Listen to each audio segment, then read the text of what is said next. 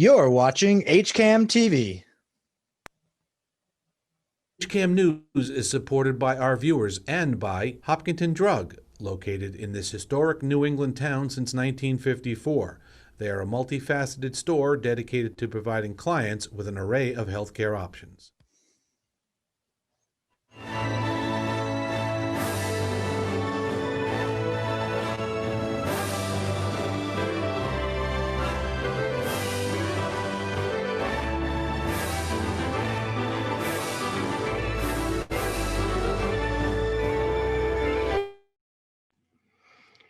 Hello, everyone, and welcome in to HCAM News Live. I'm HCAM News Director Tom Nappy, and on today's edition of HCAM News Live, we have the latest COVID-19 updates from Health Director Sean McAuliffe, Cheryl Peralt, and Cynthia Franca, along with numerous artists, also participated in the Hope Through Community book launch.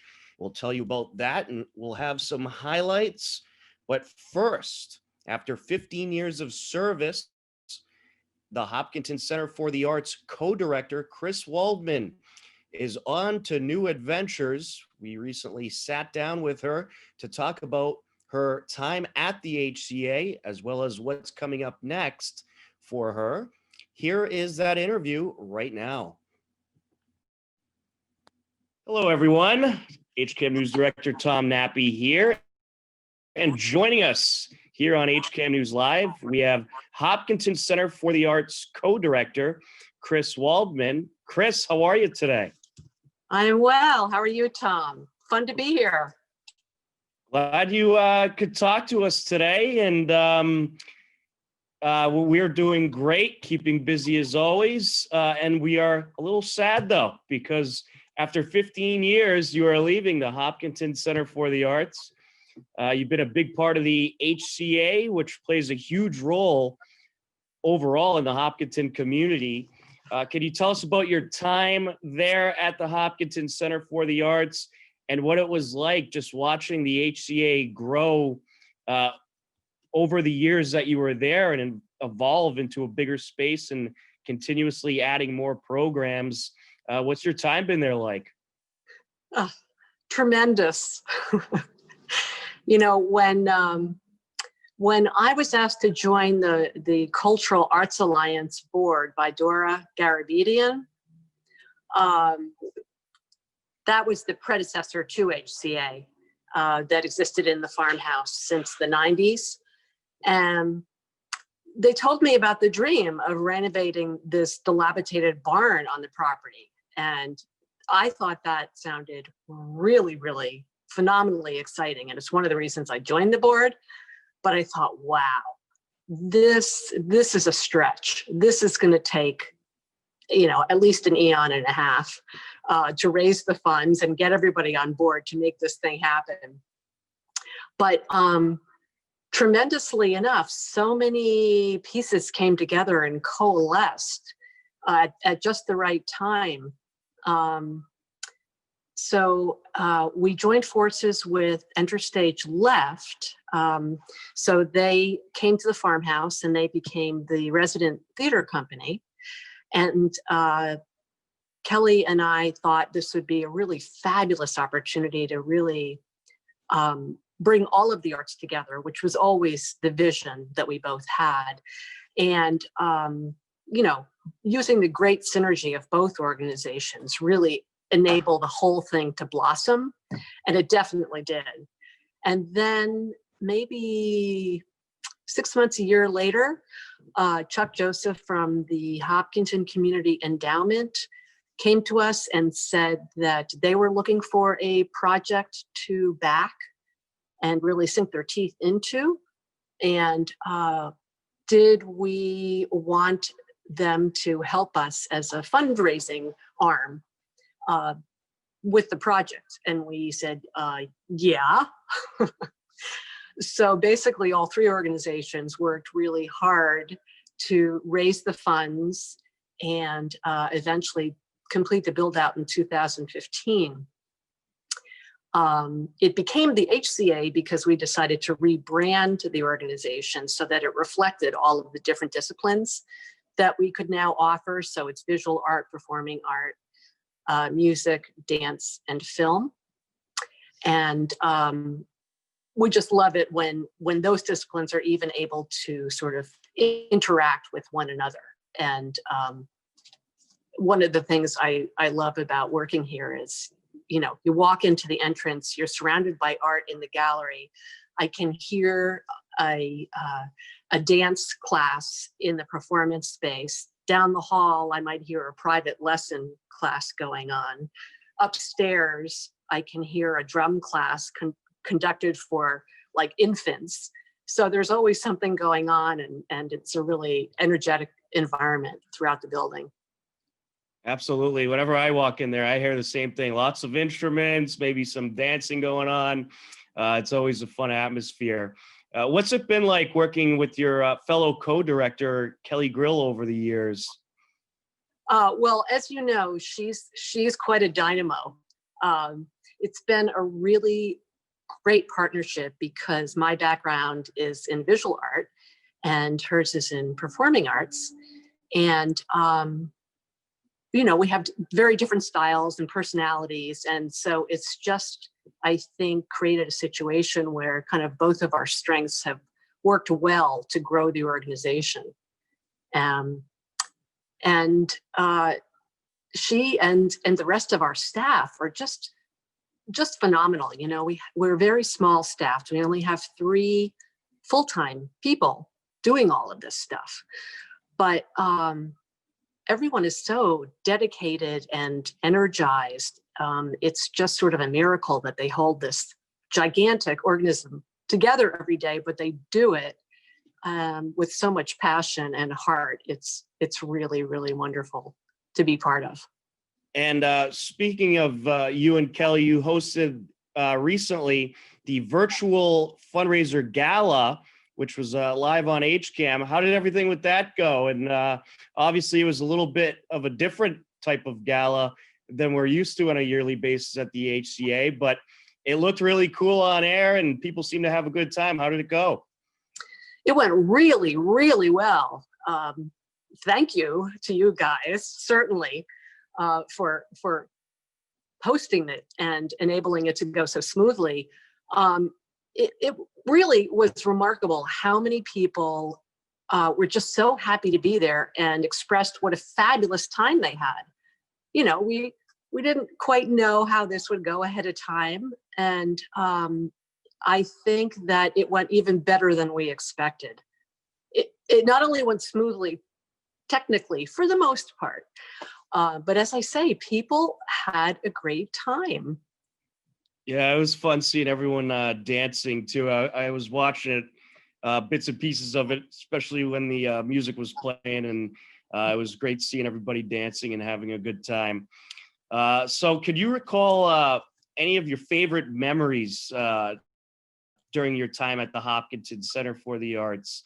What's some of the most fondest times to you during your tenure there?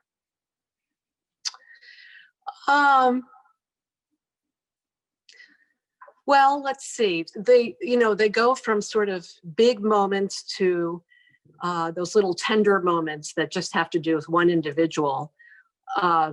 One thing that struck me at the first gala, in fact, in 2015, was that there we were standing on a cement floor in the performance space because it hadn't been completed yet. But in such a short period of time, this gorgeous space had been erected. And we could just imagine what we would be able to do with it, once we actually had a floor and lights and sound system and seats. And that did come to fruition. So it was just so thrilling to finally have it, this dream that had begun in fact, in the 90s. That was the dream of the original founders of the CAA, was to create a multidisciplinary art center that would be expanded. And as well as Enter Stage Left having huge aspirations of finding a real home and expanding their program. So that felt pretty remarkable. But aside from that, I think it's just those moments when a student, particularly one who's maybe had a hard time or struggling with something at home, comes here and suddenly sort of takes a deep breath and seems like they're home, they're comfortable. I mean, many people have expressed the fact that HCA feels like their second home. And the number of people I've seen just blossom and become more confident and mature, and make new friends, and particularly the young people sort of growing into these amazing human beings. And I think it's because they found their voice and there was the support around them that really nurtured them, that enabled them to really explore that and, find themselves and discover their loves. Yeah, the performances that I see from the HCA students never ceases to amaze me. You guys have just done a great job at molding it into this all-inclusive arts center. You got a little bit of everything there. So, and I was just going to mention that reminded me too of one other student who had been coming here for years for music lessons. And she told me that she had always wanted to paint, but she was told when she was a kid that she was terrible at it and why bother. And I said, well, that's ridiculous. Who told you that? Forget that. Just come take a class. Just try it. You just need to learn some techniques. It isn't a thing that, either quote, you have it or you don't. And so she took a class, and within weeks, she was just beaming. She was so excited that she was able to do this. And she said, after that one class, she gained so much confidence. She said she basically sort of restructured her business, and it changed her relationship with her husband and her friends. She just really blossomed because of this experience, learning how to paint. And I think so many people have those kinds of transformations when they feel comfortable exploring their creativity.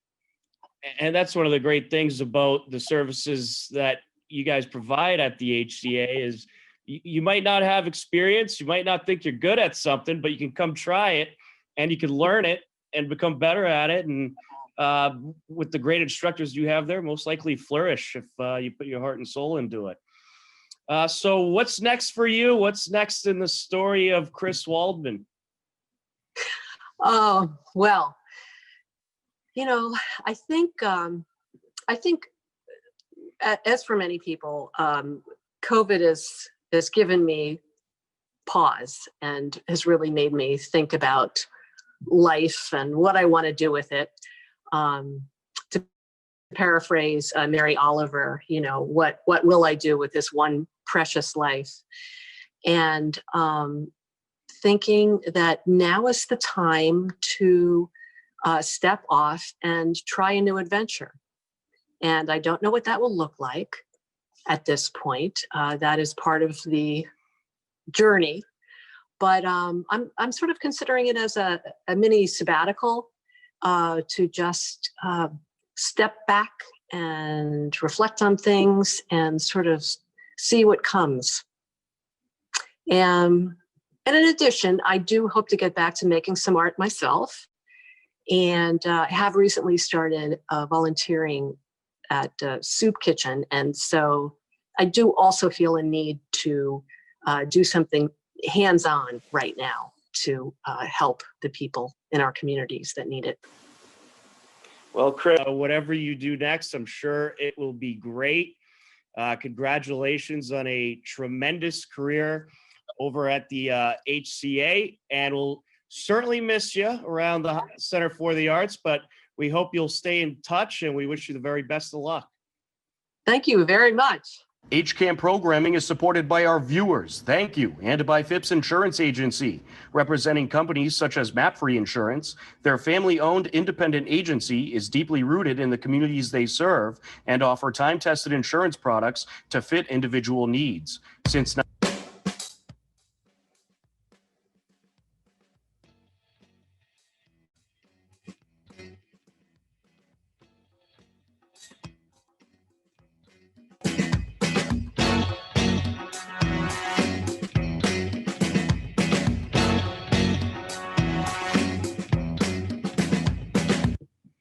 And welcome back to HCAM News. A big thank you to Chris Waldman for joining us.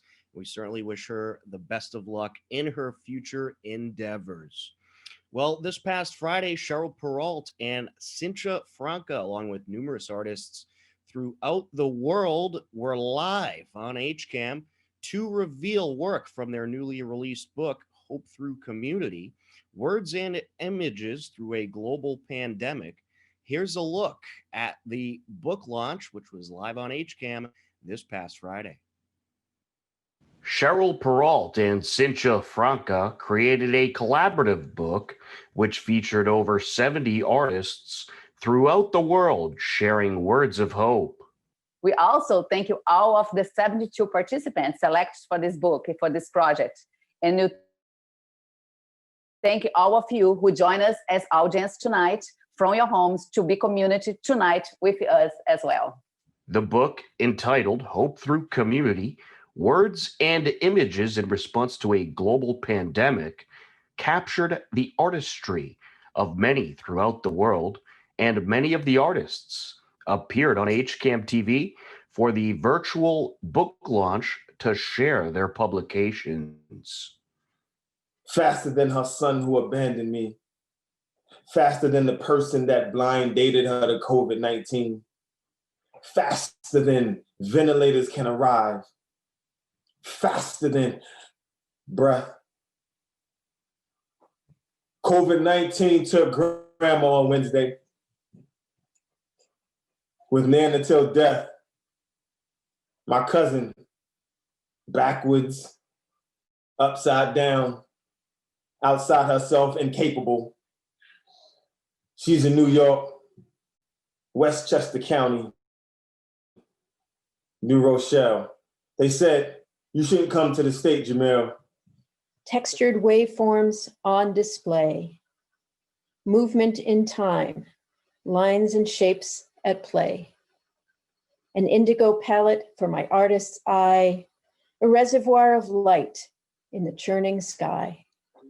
But today, like most days now, I cannot go there to carve myself a seat in the sand, to open my eyes to the beauty of existence, then close them just to listen.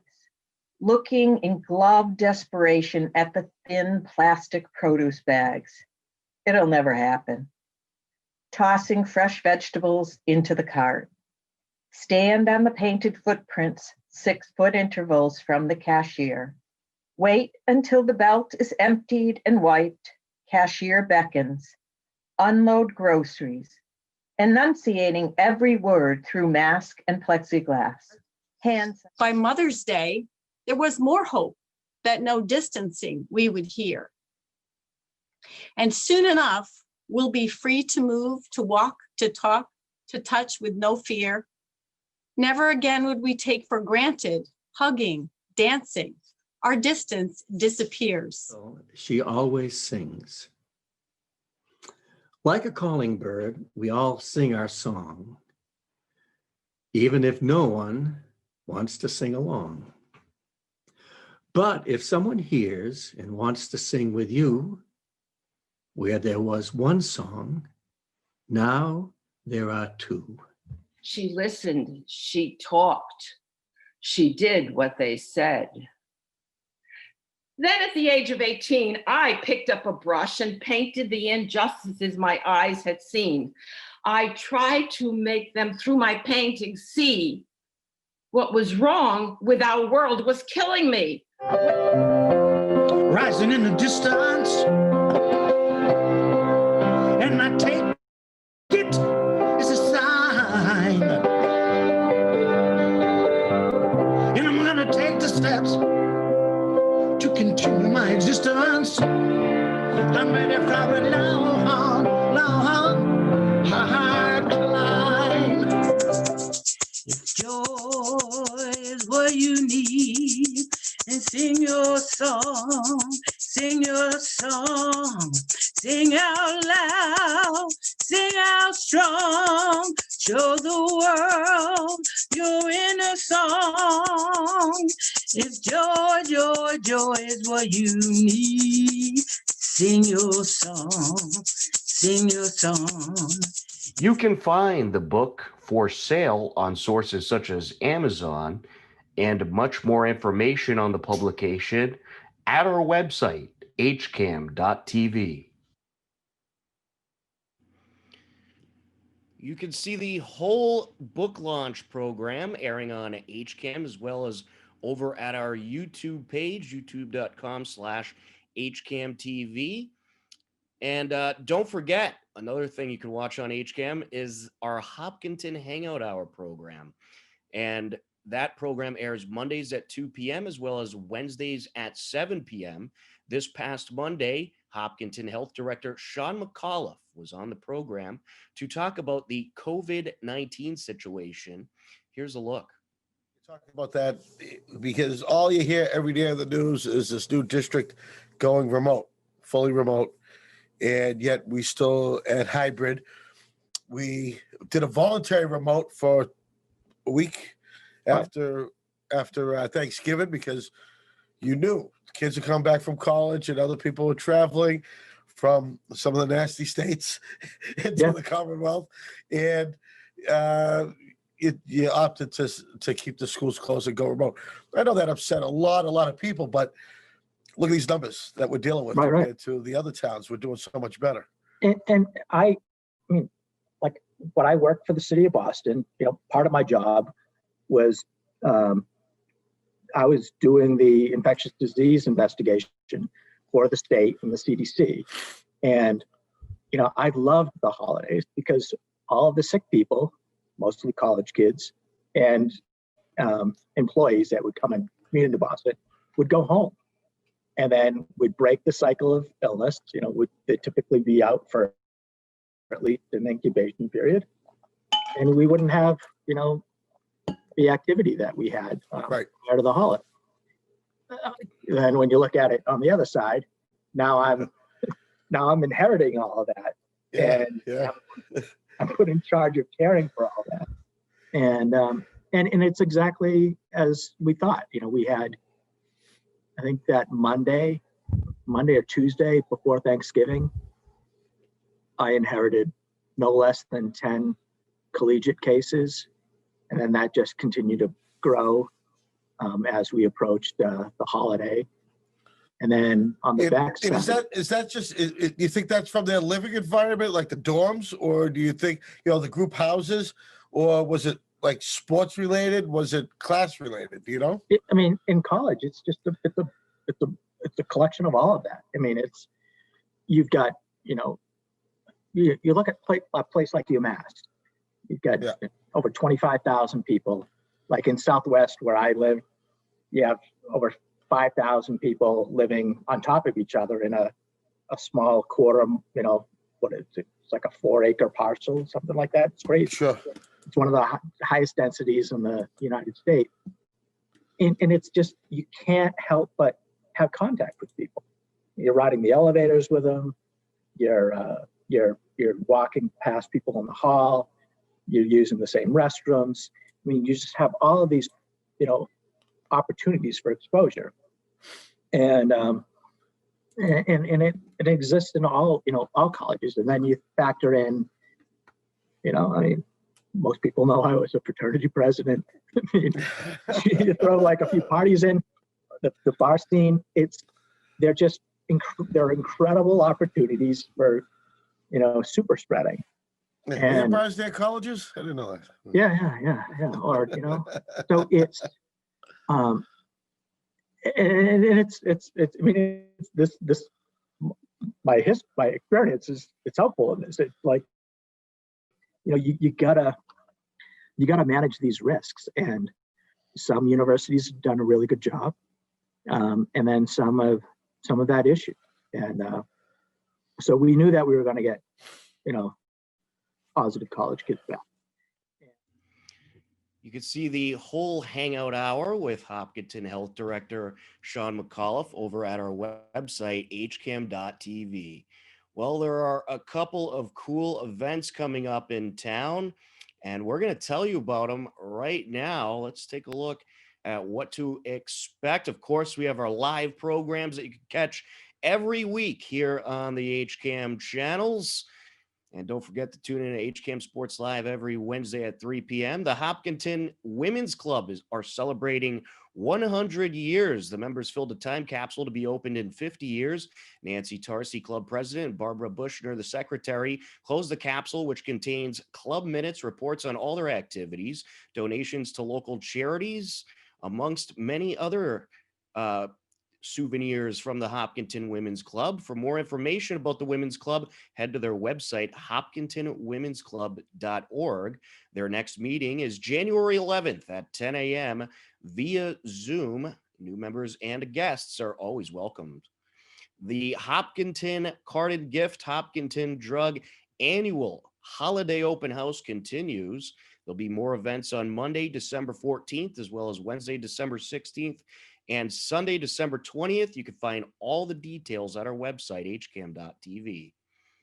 And also, Christmas tree recycling is available courtesy of the Boy Scouts of America, Hopkinton Troop 4.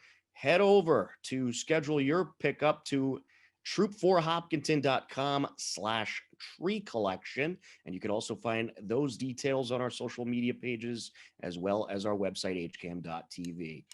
And also some other community events to tell you about. The Arts in Bloom display over at the HCA continues until December 19th in the Lot Bin Gallery.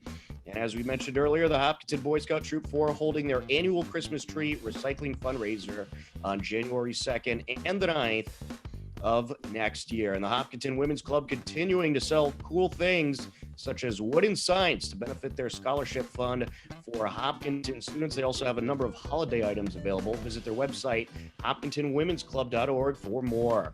And registration is open for Hopkinton Little League. The deadline is January 31st. Head over to hopkintonlittleleague.org.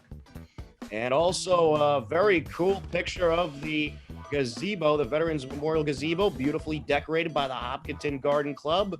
Nice job by the Garden Club, as always. And of course, the Boy Scout Christmas tree sale continues over at the CVS parking lot. Here's a picture of the baseball team doing what they do annually, unloading those trees for the Boy Scout Troop Christmas tree sale.